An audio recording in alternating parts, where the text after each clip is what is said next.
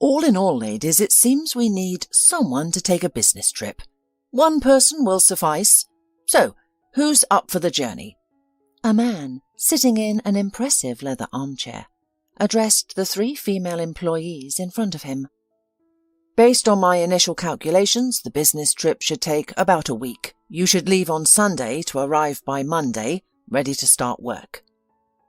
The office was silent, with only a tune from the radio playing in the background. "So, any volunteers? Lucy, how about you?" "Mr. Rudolph, I can't," replied the brunette with the stylish haircut. "My son's birthday is next week. He's turning 10.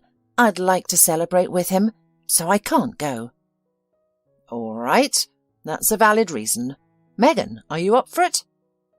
The pretty blonde shook her head, causing her luxurious curls to bounce.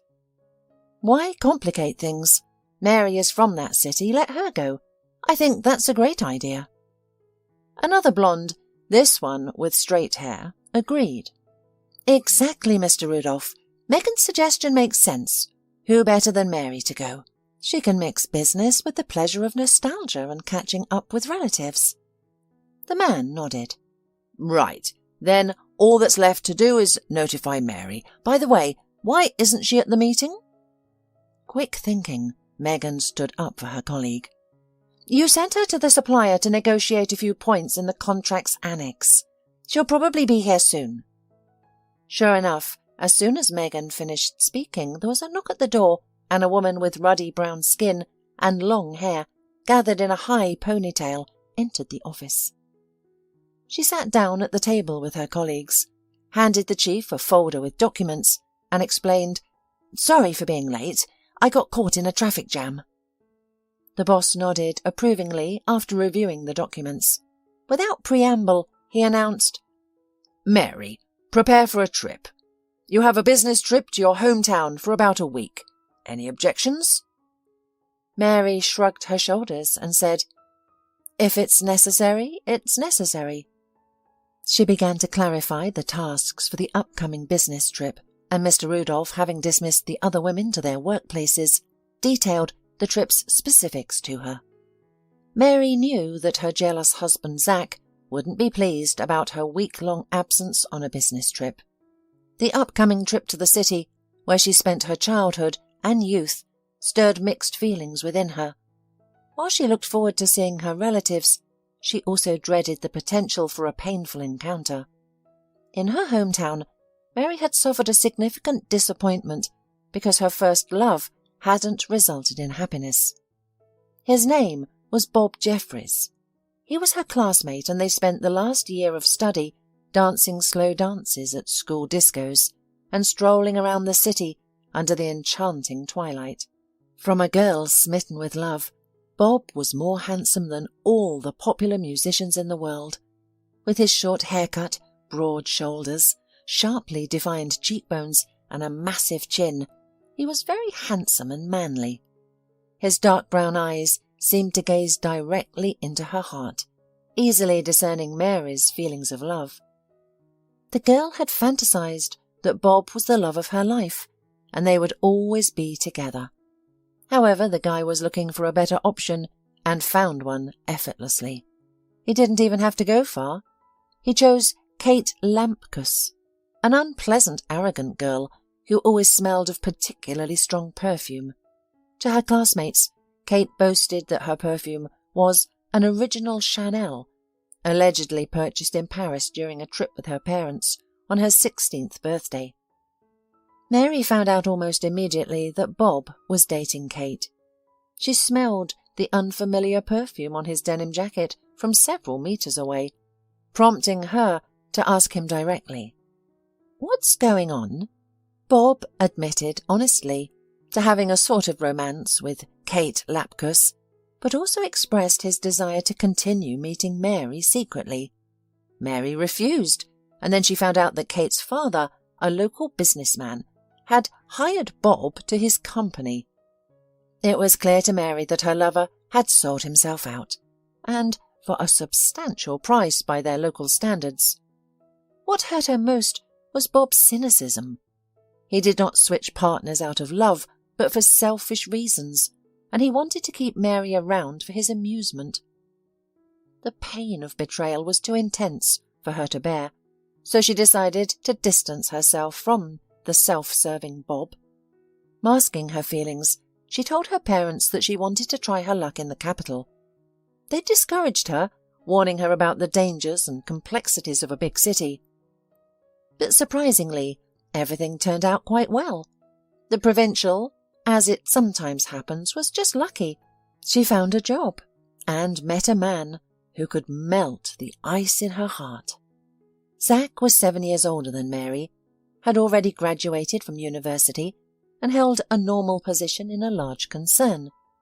Their paths crossed when Zack took refuge in the coffee shop from a sudden downpour.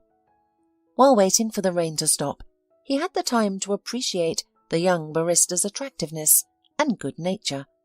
She was welcoming to every visitor of the coffee shop. Moreover, she spoke correctly, a trait that Zack's mother Denise always said was a sign of good manners. After the rain had left the sidewalks shiny and full of puddles, Zack, ready to leave, asked the beautiful barista for her phone number. For their first date, Zack quickly swept the provincial girl into a whirlwind of courtship. His sincerity dispelled any lingering doubts in her mind. It was Zack who convinced her to leave the coffee shop and take an office job at his former classmate's company. This classmate had become the boss due to his familial ties with the general director. Jokingly, Zack explained, "Ben Rudolph and I are good friends. I trust him completely. He will look after you and won't let anyone offend you. That way, I can be sure you will avoid any workplace shenanigans and romances." Surprisingly, Zack quickly introduced Mary to his mother. Denise accepted her warmly, and the fact that Mary was a newcomer and only had a school education didn't bother her. She hadn't expected Mary to captivate her hard-to-please son to the point of marriage, but that's precisely what happened. Denise knew better than to dissuade her son, as it could severely damage their relationship. Mary's parents were very fond of their son-in-law, and Mary herself was blissfully happy. Life in the capital brought her love and work effortlessly. It seemed almost magical. Living with her mother-in-law in the same apartment could have been a challenge for some, but not for Mary. She was confident she could get along with anyone for the sake of her husband, especially since Denise had always been reasonable and sensible. The couple decided to focus on savings for a mortgage down payment and investing a little in the renovation of Denise's apartment. Contrary to popular prejudices, the two housewives, a mother-in-law and daughter-in-law, peacefully shared the same kitchen, without any squabbles or discontent.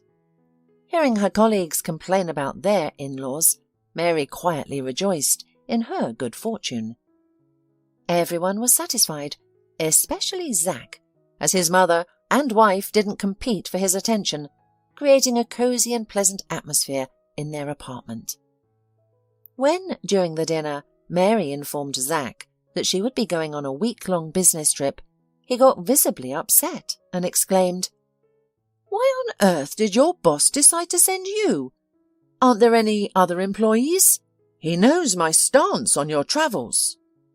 Mary attempted to soothe her husband, saying, "Zack, who else but me can go to my hometown? I won't even need to rent a hotel. My parents will be happy to host me. So don't worry. Understand that I can't take advantage of the fact that my immediate superior is your friend to avoid travel for work matters. Besides, don't you trust me?" Zack remained stoic.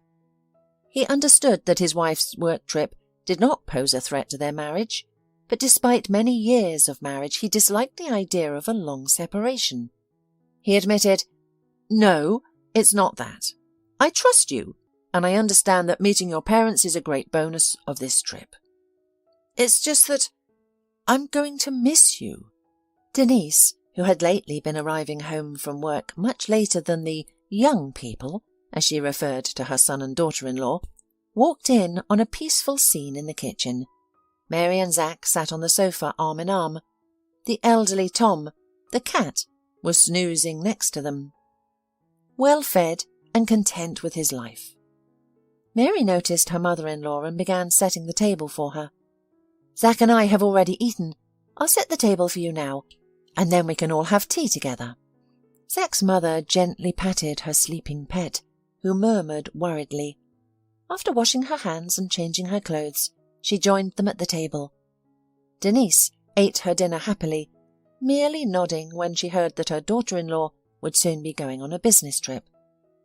Although the woman at first glance behaved as usual, Mary noticed that mentally she was somewhere far away, and did not even reproach the cat for his laziness and ignoring her appearance in the apartment. However, there was no time to think about it too closely. It was necessary to get ready for the road. As she saw Mary off, Denise sent verbal greetings to her parents and seemed to behave as usual. This reassured Mary, who dismissed her earlier thoughts about her mother-in-law's strange behaviour.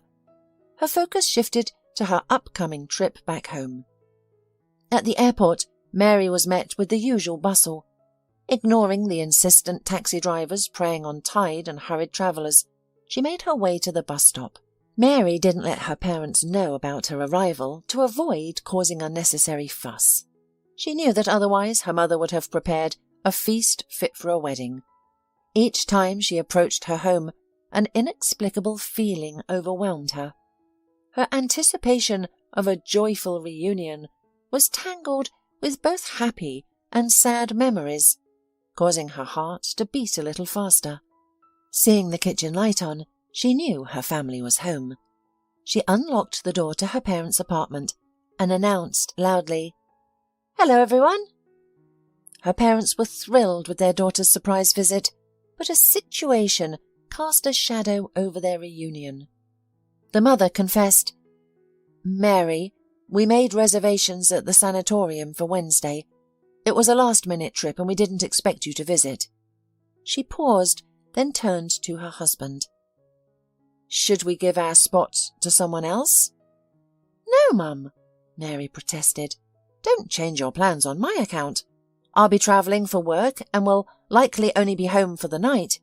Don't worry, we'll have enough time to catch up. It's fine." Her mother gave her a tight hug and whispered, "All right, dear. Let's believe that everything happens for the best." Mary's business trip was far from a vacation. As expected, every day she left home in the morning and didn't return until the evening. However, on the day of her parents' departure, she altered her busy schedule and escorted her parents to the train station. After bidding them farewell, she then attended to her work commitments. Consequently, her day was hectic, and by evening she was totally worn out. As she neared her house, all she could think about was relaxing in a foamy bath. Suddenly a familiar voice called out to her. Mary turned around, more irritated than surprised, and greeted Bob. The grown-up classmate showered her with compliments. "Mary, I'm impressed. You've become even more refined. You were beautiful before, but now you're top-notch. The capital has influenced you. You're so stylish now." While the man who had once broken her heart, but who had unwittingly helped her find happiness, was spewing flattering phrases, Mary studied him carefully. Surprisingly, time had been kind to him. Bob Jeffries seemed more masculine, and his self-assuredness and apparent wealth made him irresistible, at least in his own eyes. "Well, Mary, why are you silent? Aren't you happy to see me?" he asked. "Listen, Kate is staying with our children at her parents' house tonight. By the way, you probably don't know, but we have a 2-year-old son and a daughter who was born 3 months ago." "Congratulations," Mary responded flatly, not particularly interested in his life. Bob, undeterred, pressed on. "Listen, Mary, how about going to my place? We could celebrate our meeting, chat, and reminisce about our past. Remember our romance, how we used to walk hand in hand, dreaming of the future. Could we pick up where we left off? I heard you married a guy from the capital. Good for you. However, why are you here alone? Is your husband too busy earning money to spend time with you? I can make everything better." Mary was deeply disgusted, almost to the point of nausea. The last thing she wanted was to interact with Bob. Without any pretense of politeness, she dismissively sent her former boyfriend away. "Go to your place alone. Go, and don't look back," Mary said, and turning sharply, walked towards the entrance. "You're too arrogant," a scornful phrase followed her. But Mary had no intention of reacting to his insult. Let Bob say what he wanted.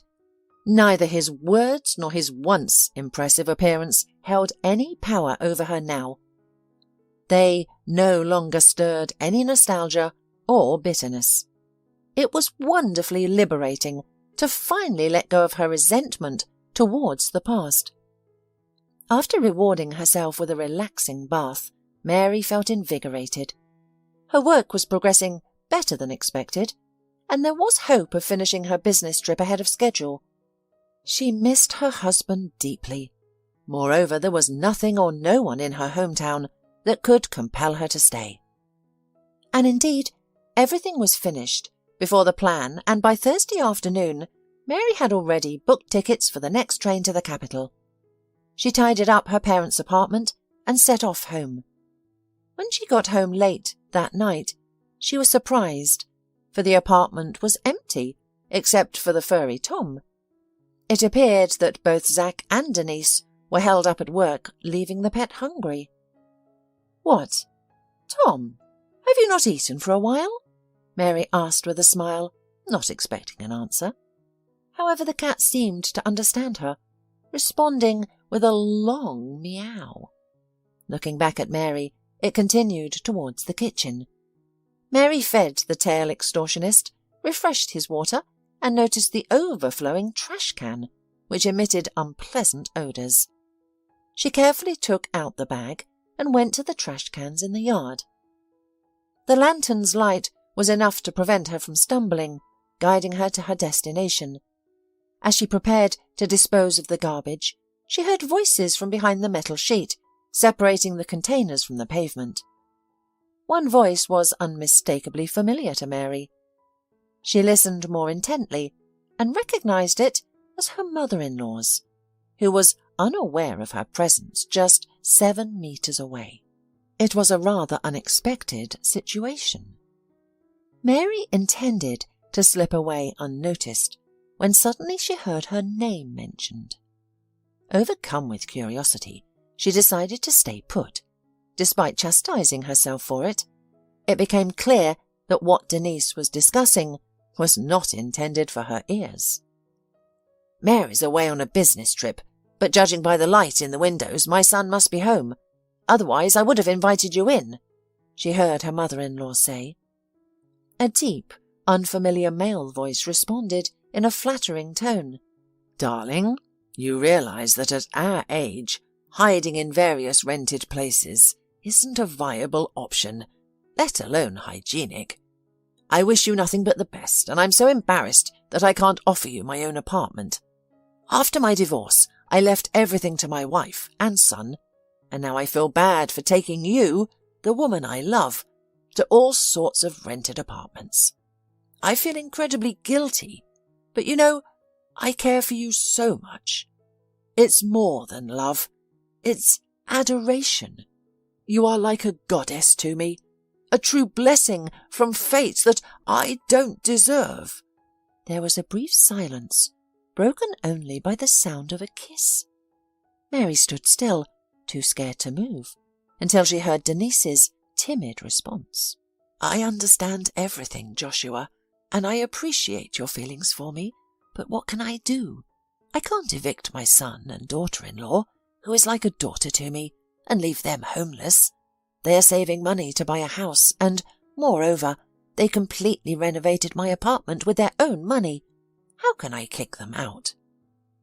Once again, the male voice rumbled. Persuasive, resolute, and insistently. He said, "My dear Denise, what this provincial weasel and your son have done is simply their duty. They were trying for the most part for their own comfort. Your Zack is a grown man, married, and it's time he sorted out his housing situation himself. You've given him everything you could. You just need to show him and his wife the door.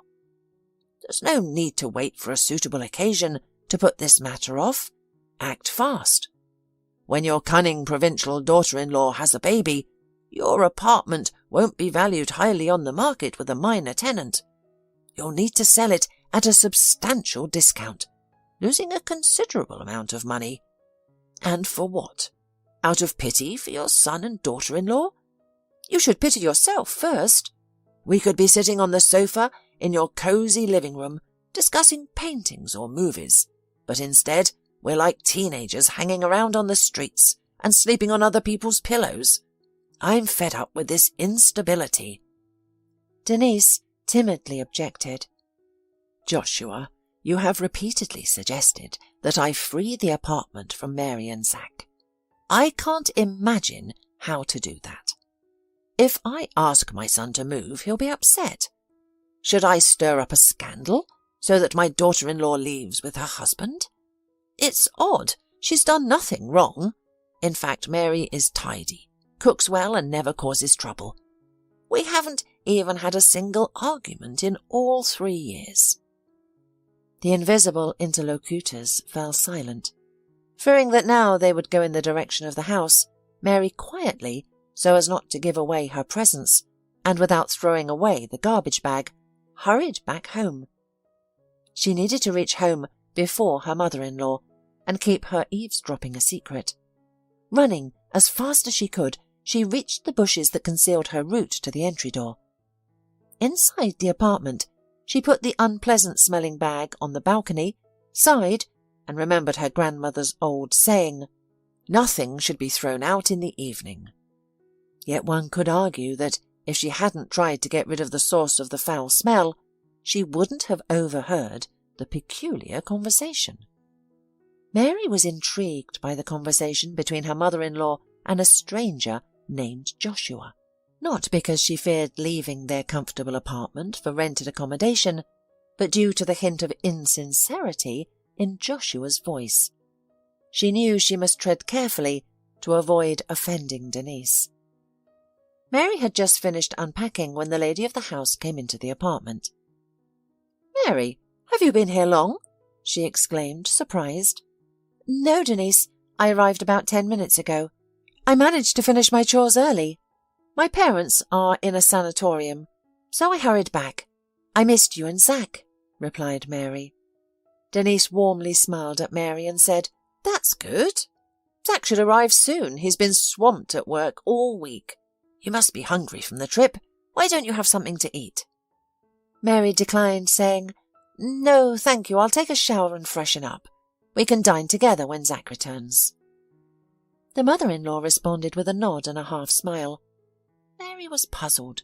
Was it possible that this woman could pretend so well that she showed no sign of her discontent or thoughts about separating from her son's family? Or was Mary too oblivious to her mother-in-law's emotions that she missed all the signs? After all, Denise's affair with Joshua hadn't started yesterday. He was already giving advice on how she should handle her property. Mary regretted eavesdropping on the conversation.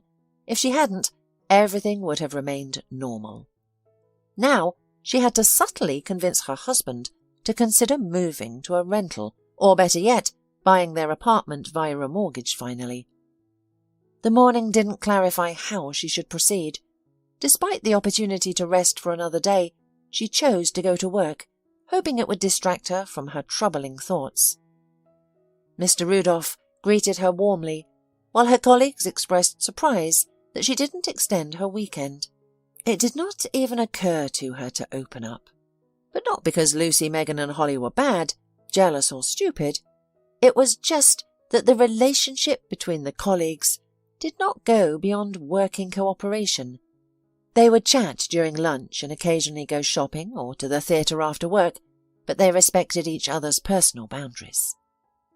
Barely waiting for the end of the working day, as agreed, she met with her husband to reward each other for the separation with joint entertainment. After the movie, she initiated a carefully planned conversation. "Zack, isn't it time for us to get our own place?" Mary asked. Zack was visibly surprised. "Why would you say that, Mary? Are we not living well with my mum? I've never noticed any disagreements. Why should we move all of a sudden?" Mary, embarrassed to admit that she had overheard a conversation of her mother-in-law, tried to justify herself. "You're right, we don't have any misunderstandings. But your mum is still young. She's almost 55, which isn't considered prime age these days. Denise is a real beauty and looks youthful. Maybe she has plans for her personal life, and we might get in her way." Zack laughed. "My mum is indeed beautiful and looks great. But trust me, after my father left to pursue happiness with another woman, his so-called new love, she sees all men as betrayers. I've occasionally reminded her that she's a vibrant woman deserving love, but she outright rejects this, calling it nonsense. So, we're not in her way at all. Who knows, she might even struggle being alone." Mary agreed that it wasn't quite right to divulge his mother-in-law's personal secrets, even to her son. If Denise was serious about Joshua, it was her right to introduce him to the family. Fortunately, she didn't need to keep her mother-in-law's secret for long. Less than a week later, a flustered Denise announced, "I have a surprise for you. This weekend, a man I'm seeing romantically is coming to visit. I hope you can welcome him warmly. He's already nervous enough about meeting you." Caught off guard by the news, Zack fell silent. Seeing that her mother-in-law was expecting some form of support, Mary reassured her. "Denise, don't worry. We will meet your guest with open arms. Right, Zack?" The stunned man nodded in agreement. "I'll help you prepare the treats, of course. Let's just decide what will be on the table, shall we?" the daughter-in-law continued. By the time the guest was expected to arrive, everything was ready. The table was laid out according to all the rules of hospitality. As the time for Denise's beloved to meet her son and his wife drew nearer, she became increasingly anxious. The unyielding minute hand on the kitchen clock seemed to mock her, moving forward, while their guest was yet to arrive. At his mother's request, Zack even went down to the entrance to check if the intercom was working. After confirming that it was, he tried to reassure her. There must be traffic jams on the road. Nervously, Denise attempted to call the man she was waiting for, but to no avail. The answering machine informed her that Joshua's phone was either turned off or out of reach. Mary struggled to find comforting words for her distressed mother-in-law, who was absent-mindedly folding paper napkins into origami. When Denise's smartphone chimed with a melodious ringtone, she hastily picked up and asked, "Hello, is that you, Joshua? What's the matter? Where are you?" Mary tactfully retreated to the other room, where her husband was engrossed in a computer game, and quietly told him, "It seems that our guest is finally founded, but he didn't show up in person, and instead called your mum." Zack merely shrugged, replying, "Well, I did tell you, he's probably stuck in traffic somewhere." A few minutes later, a distraught Denise entered her son and daughter-in-law's room. "Joshua was attacked while walking towards us. Someone hit him from behind and robbed him. He was unconscious for a bit, but managed to ask a store employee to use their phone. Luckily, Joshua has an incredible memory and knew my number by heart. He's at the emergency room now. I asked him to come here then, and he initially refused, but I insisted. Why should he endure this alone and keep replaying the attack in his mind? It's better for him to be with us, right?" "Of course," replied Zack, and suggested, "Listen, Mum, why don't I go and pick Joshua up from the hospital? That way we can ensure he gets here safely without any more incidents." Denise smiled. "Son, I knew I raised you to be kind and considerate, but I've already called a cab for Joshua on my smartphone. The car is on its way." Soon the doorbell rang. Joshua appeared at the doorstep, looking less than ideal. His light beige suit was covered in dust and sweat stains, and there was a fresh abrasion on his cheek. Joshua smiled apologetically at Zack, who answered the door and introduced himself. "My name is Joshua Bell. You must be Zack, right? You look so much like your mother. In fact, you two could be mistaken for siblings, given how stunningly beautiful Denise is. It's unfortunate that our long-awaited meeting has to be under such circumstances, but I couldn't do anything about the unexpected attack from behind." Denise joined the two men and began to fuss over her guest. "Oh, Joshua, come in. You've had such a hard time. Zack, please bring some of your things. Let Joshua change his clothes."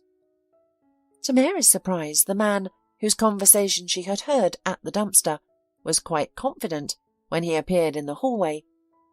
He greeted her warmly, saying it was a pleasure to meet her. He thanked Zack for the things he had brought and went to the bathroom to change and tidy up. It seemed that the recent incident hadn't affected Joshua's mood at all. Zack asked the man how he planned to find his attackers. "I probably won't report to the police," the man said. "I used to work in law enforcement, and I know that pursuing this legally would be futile. I still have some connections, so I'll handle this myself. It'll be faster and more effective." Once everyone gathered around the table, Joshua confidently introduced himself. He spoke about his past and present and the promising future. According to Joshua, meeting Denise restored his faith in real women who value genuine feelings. "As a decent man, I left a significant portion of my property to my ex-wife when we separated. We had lost almost all common ground. I have no obligation to pay alimony since our son is almost 20, but I help him as much as I can.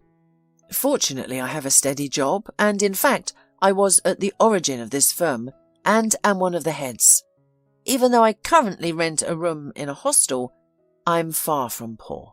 In fact, I'm content with my life. If Denise agrees to marry me in the future, I will handle our housing situation like a real man should." Denise, who was serving a shrimp salad to her guest, shuddered and dropped a few pieces onto the tablecloth. The man didn't seem to notice and continued. "Unfortunately, the ring with its case was stolen from me, but I don't want to spoil this wonderful evening. I promise to present you, Denise, with the most beautiful ring I can find." Mary noticed her mother-in-law's embarrassment and couldn't understand how this seemingly wise woman could believe every word from Joshua.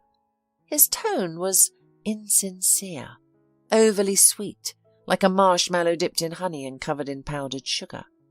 However, she might have been the only one who noticed, because she had overheard Joshua's plan to remove the pesky obstacles of Mary and Zack from his beloved's path earlier.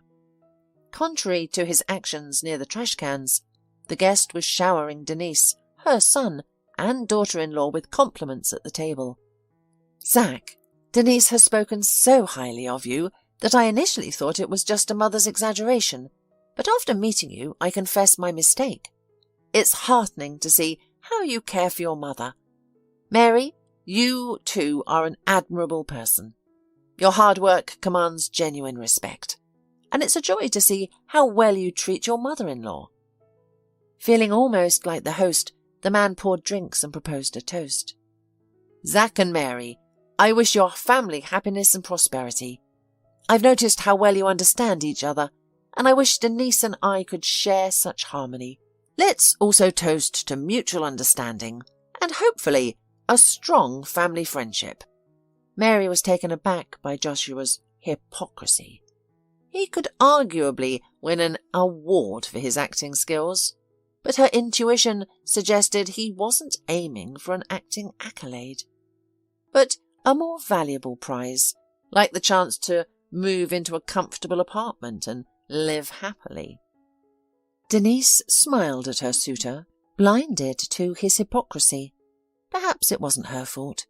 Even Zack, who was observing the guest intently, seemed to appreciate his sweet speeches. If Mary dared to suggest that Joshua wasn't sincere and was only interested in Denise's property, it could disrupt their peaceful relationship.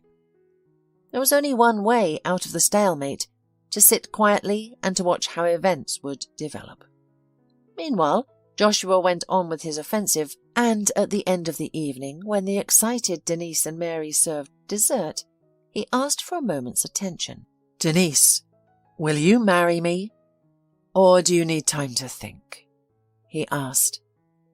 Denise put her hands to her flushed cheeks and nodded. Joshua quickly moved to her side, embraced her, and started kissing her, unperturbed by Zack and Mary's presence. Then he turned to Zack, his arms still around Denise's waist, and asked, "Will you bless your mother's happiness? It's crucial to me that you understand and accept this. Your mother deserves happiness, and I intend to provide it for her." Zack nodded. Mary, taken aback by this rapid turn of events, didn't dare to disrupt the tender moment by revealing that the sweet-voiced Joshua planned to build his happiness in Denise's territory after first removing his future wife's relatives from the apartment. From that evening, Mary's future mother-in-law's fiancé began to frequent his bride's apartment almost daily. On the next available working day, the mature lovers applied for marriage at the registry office and set a wedding date. Denise began to prepare the second wedding in her life. Meanwhile, Joshua took charge of arranging the restaurant, choosing a toastmaster, and other details, sparing his beloved from these concerns. "My dear Denise, why burden yourself with all this? I'll choose the best options and present them to you for consideration. We'll go with whatever you prefer. Focus on your dress, jewellery, stylist, and whatever else you need." As the wedding day approached, Denise was still undecided about her wedding dress. One day, she invited her daughter-in-law to join her in visiting boutiques and shoe stores. Mary was delighted and agreed. It was heartening to see Denise, who became more cheerful and even appeared rejuvenated as she tried on various dresses and suits. She enjoyed posing in front of the mirrors, although she was adamant about not wearing a veil or snow-white clothes, as she didn't want to make people laugh, in her own words. However, the experienced consultants in the stores were unfazed by this. It doesn't matter at what age happiness finds people. As a result, after many hours of trying on clothes, a beautiful dress in an incredibly refreshing shade of purple was selected for the mature bride. The dress was paired with marvellous shoes, with sturdy heels. However, Denise was slightly taken aback by the price of the outfit. Reacting quickly, Mary said with her card, saying, "Nothing is too much for a special day. Besides, the dress doesn't just fit you. It's as if it were tailored just for you. Plus, it's not just for the wedding.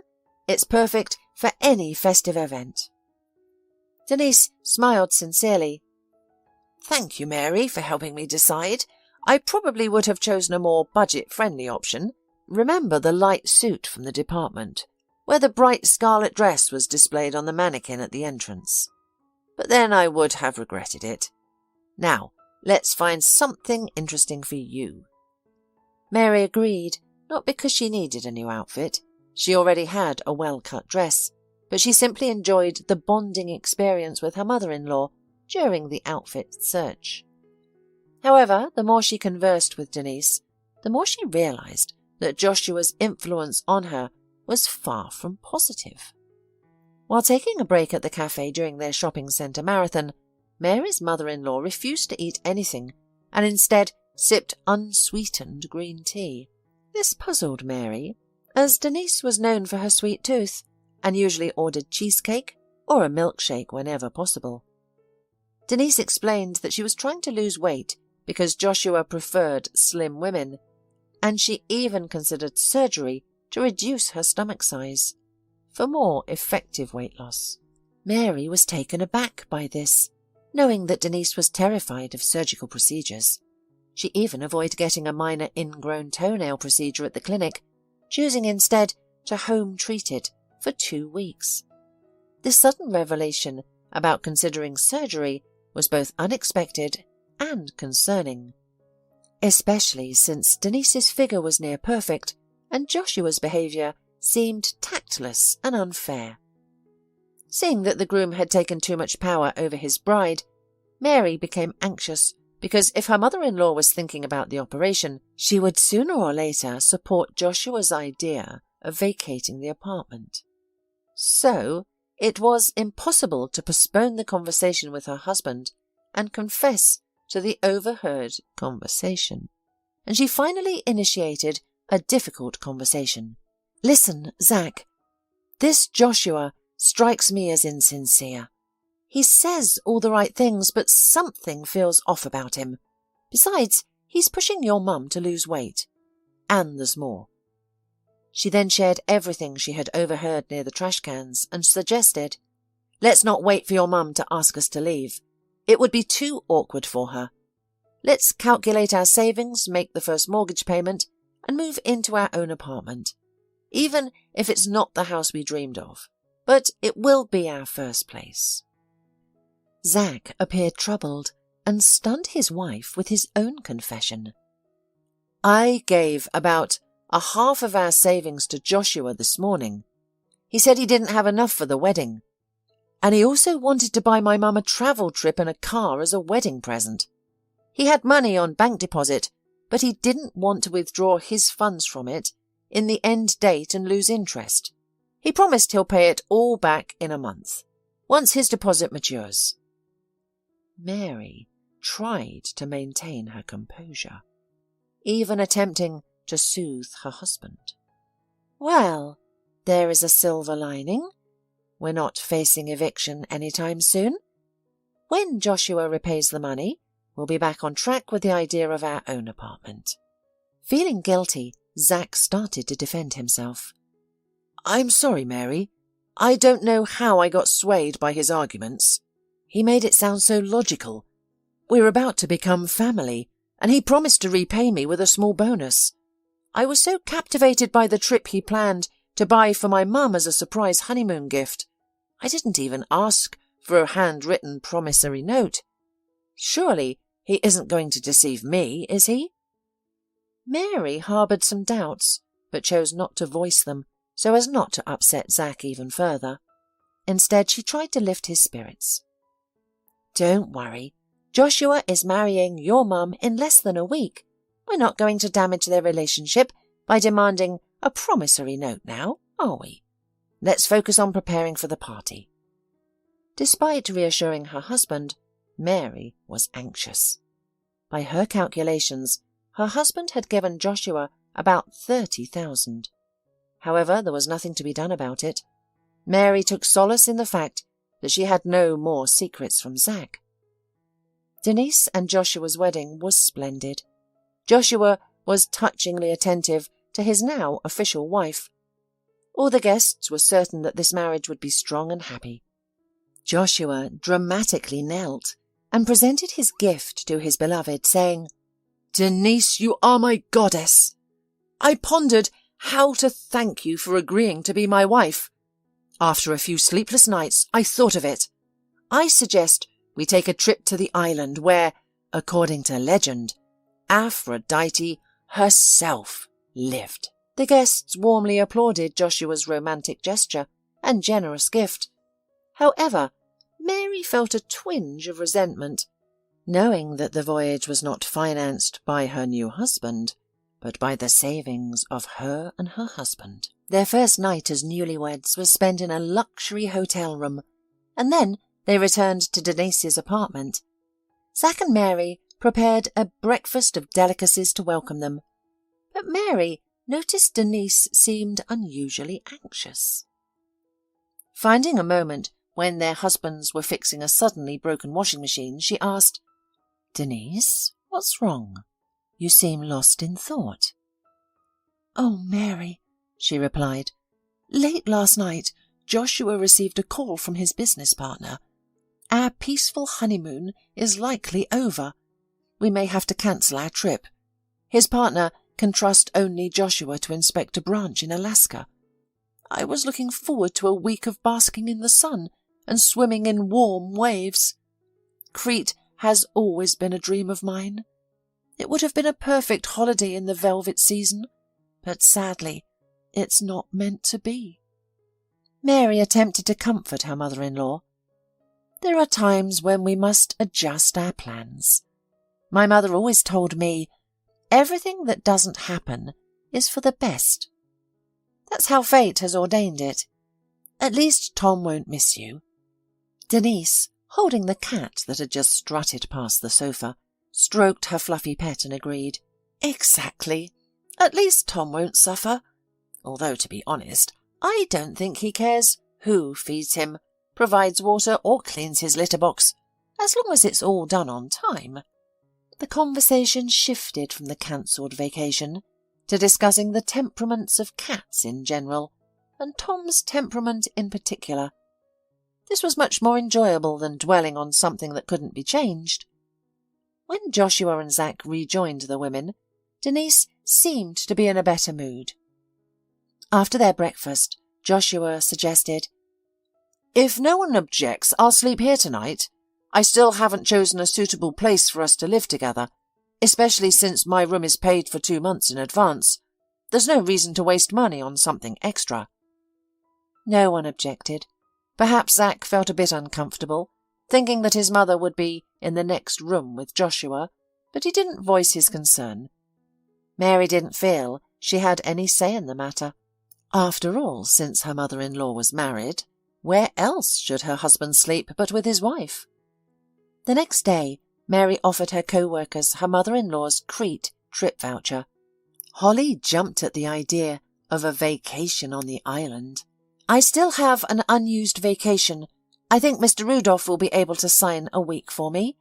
You girls will cover for me, won't you?" The colleagues agreed. Given there was no significant backlog at work, why not let someone enjoy a seaside vacation? However, when Mary tried to arrange the ticket sale with her mother-in-law, she was told to contact Joshua, as he held all the necessary information. Joshua disappointed both Mary and Holly, who was already looking forward to a pleasant trip. "Oh, Mary, I'm sorry, but I've already sold the tickets. My employee came to me after finding out I'm going on a business trip," he said. Joshua's business trip ended even sooner than expected. Upon his return, he moved into his wife's apartment without seeking anyone's approval.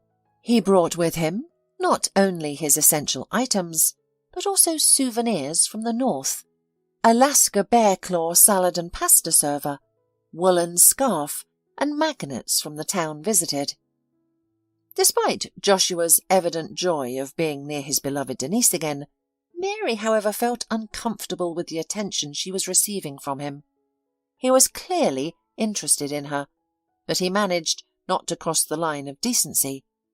Sometimes Mary thought she might be imagining things, yet he was always looking at her. She was unsure how to respond to his gaze, and tried to limit their time together as much as possible. However, living in the same apartment made it impossible to avoid him completely. Joshua's unintentional touches, like when he took something from her hands, made Mary feel uneasy. One day he even slapped her lower back and suggested they shower together. Mary responded by slapping Joshua and locking herself in her room for the rest of the day, skipping dinner and claiming she wasn't feeling well. In the evening, when Zack brought his wife a cup of tea, she asked him to sit and began to tell. "Listen to me calmly and don't rush to retaliation. I don't want you to get into trouble, as this man seems to have connections with the police. I can't live here anymore. Joshua has become too forward, and it feels like he's observing me. Zack, I think he's trying to piss me off so I can get you to move out of the apartment." "Okay, he's won. I can't take it anymore. It's not only disgusting and immoral, but also unfair to your mother. She trusts Joshua, while he behaves inappropriately. Let's retrieve the money he took and leave. I don't want to cause a rift between your mother and me, but I know if I tell her the truth, it would lead to a conflict." Zack was taken aback. He couldn't believe such a scandal was taking place right under his nose.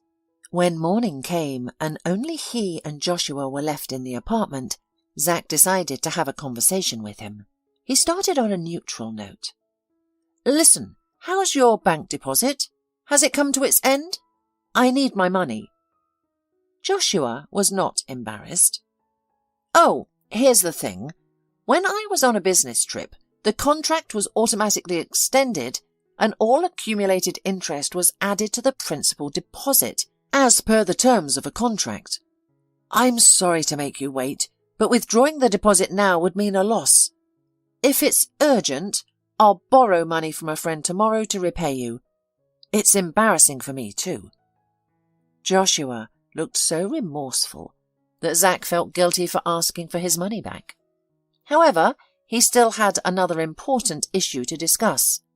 He asked directly, "Okay, I can wait a few more weeks for the debt. But why are you constantly looking at my wife? It's inappropriate. She is complaining about your harassment. What's that all about?" Joshua seemed shocked. "Zack, I hope you don't believe it. Mary is like a daughter to me, and she's married. A taboo.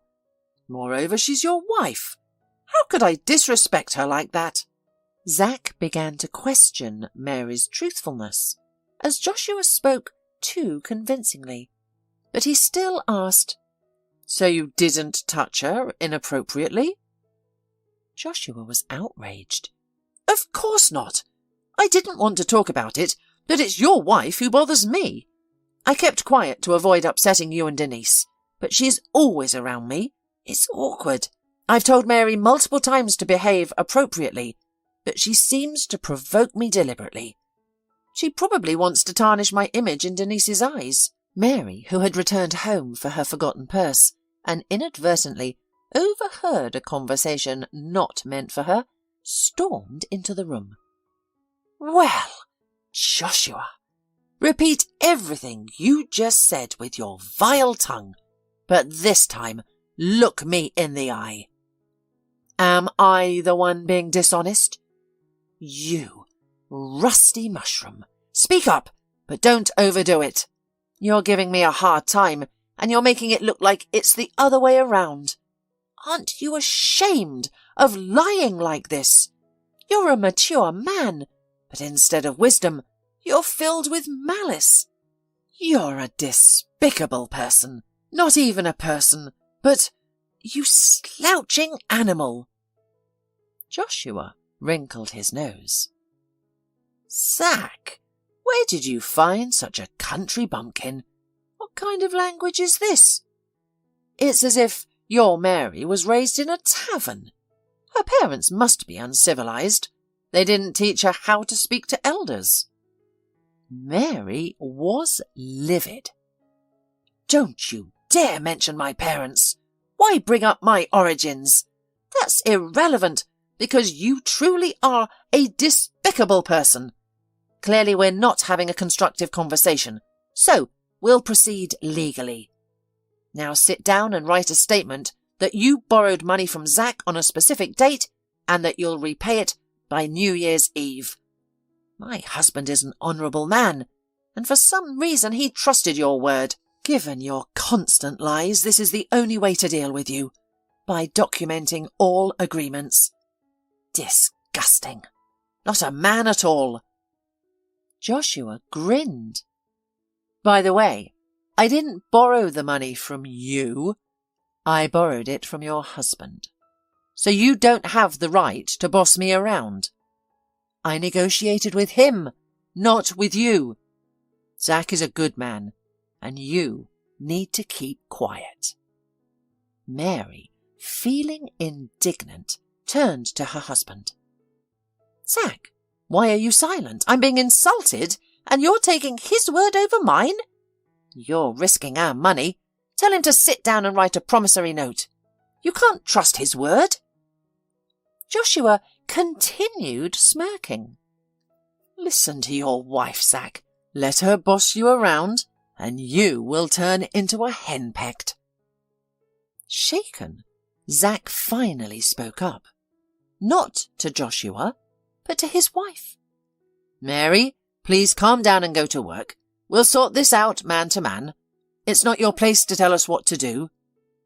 Mary was on the verge of tears from frustration. How could her beloved Zack suddenly side with Joshua? She grabbed her purse and left the apartment, a place where she had been happy for many years. On her way to work, Mary managed to calm down slightly, but she was still upset by her husband's behaviour. Instead of defending me, Zack chose to side with the other man. How can I rely on him if he behaves so cowardly and irrationally in a critical situation? She wondered. Her colleagues noticed that Mary, who arrived a bit late, seemed upset. When asked, she shrugged it off and blamed it on resulting insomnia. Megan suggested sleeping pills, and Lucy offered the contact of a sleep specialist. Mary politely thanked her colleagues and noted the information, but her thoughts remained focused on her marriage. She wondered if it was worth maintaining the relationship, if her husband wouldn't trust her word. How could she prove Joshua was lying? How should she react in the future? Mary attempted to call Zack, but he seemed to be ignoring her calls. Assuming that he was just occupied, she tried to focus on her work and not let the thoughts about her mother-in-law's unpleasant husband distract her. That evening, Mary arrived home to an unwelcome surprise. All her belongings were packed into 2 suitcases in the hallway. Denise summoned her into the kitchen and demanded, "Give me your set of keys to my apartment. I won't tolerate such insolence in my home. Your lies have given Joshua a heart attack. Thankfully, Zack hadn't left for work yet and was able to take him to the clinic. Now, get out of my sight." Mary felt betrayed. She couldn't believe that no one trusted her. However, she was not ready to give up and asked, "Denise, listen to me. You probably heard a distorted version of our argument with Joshua. I want to tell you what really happened. Your husband borrowed money from Zack without giving a promissory note. That wasn't enough for him, though. To free up the apartment, Joshua manipulated Zack's opinion, which led to our argument. You believed his version of the story and packed my things. It's very hurtful. Your husband won't stop at getting me out of your apartment. Zack will be next. You're so blinded by love for Joshua that you can't see he's driving your closest ones away. You should be chasing him away, especially after he made you doubt your figure. Can't you see it? He's an invader, arrogant, unprincipled, initially flattering but ultimately toxic, poisoning the atmosphere." Denise, not tolerating the attacks on her beloved husband, pointed the daughter-in-law at the door. "Get out!" Mary placed her keys on the table, grabbed her suitcases, and headed to a hotel. Well, you never know how your day will unfold, she thought bitterly. Who could have predicted I'd be looking for a place to sleep tonight? Maybe it's my fault. I should have confronted that despicable Joshua after overhearing that conversation near the trash can. But who could have seen this coming? Distraught, Mary cried into her pillow before falling into a troubled sleep, without waiting for her husband's call. In her dreams, she saw distorted faces of her mother-in-law, her husband, who morphed into a goat with large horns and a beard, and the cheeky smile of Bob Jeffries, who teased her about her phone ringing and offered comfort. In one scene, Zack, as short as a preschooler, was begging Denise for candy. The dream's strange whirlwind of images only ended with the sound of the alarm clock. Despite her personal feelings, the woman had to compose herself and proceed with her work, pretending as if her life hadn't been upended. She waited 2 days for a call from Zack. When her husband finally arranged a meeting, Mary had a sinking feeling, thinking, "This must be the end of my metropolitan fairy tale. Zack is probably going to ask for a divorce. Well, so be it." However, Zack didn't show up at the cafe alone. He was accompanied by a visibly nervous Denise. Zack apologized. "Mary, I apologize for doubting your judgment. It turns out Joshua was a con artist. Getting him to confess took some effort, but my friend managed to find powerful people who could persuade Joshua to tell the truth. He admitted everything. The attack was just a psychological ploy. By helping him, we subconsciously felt like we had invested in him, so he didn't seem like a stranger anymore. And the business trip he claimed to go on was a lie. The tickets were actually printed in a photo studio. Joshua returned some of the money, but it doesn't look like we can expect much more. My mum doesn't want to report to the police. She's ashamed that she contributed to this deception." Denise took her daughter-in-law's hands and pleaded.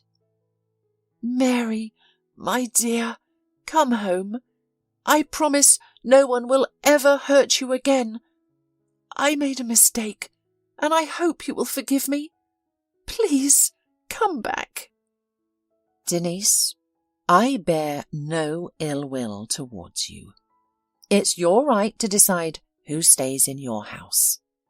But I'm not a toy to be discarded and then reclaimed. I'm grateful this situation helped me see your true feelings towards me. Zack also showed me a side of him I never knew. You know, stay in your apartment.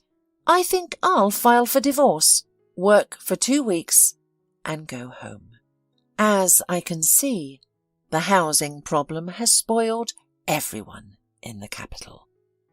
Despite Zack's efforts to mend their relationship, Mary remained determined.